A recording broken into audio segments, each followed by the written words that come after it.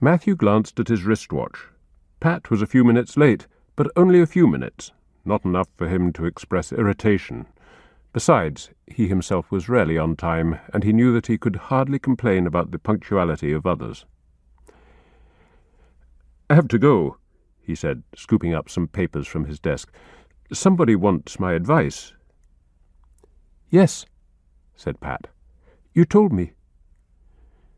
It had been surprising to her that anybody should seek Matthew's advice on the Scottish colourists, or on any painters for that matter, as it seemed only a very short time ago that she'd found it necessary to impart to Matthew some of her own very recently acquired knowledge of basic art history.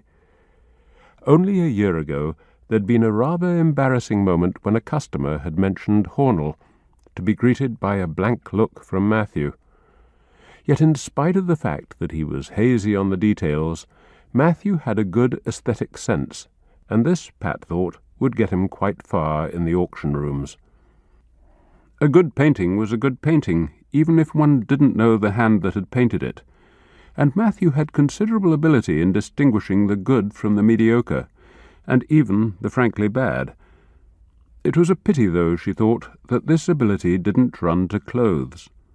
The distressed oatmeal sweater which he was wearing wasn't actually in bad taste, but was certainly a bad choice if one wanted, as Matthew did, to cut a dash.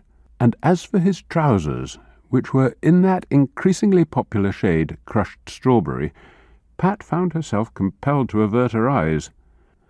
Now, if Matthew would only wear stone-coloured chinos, as Bruce did, then— "Chinos," she said suddenly. Matthew looked up, clearly puzzled.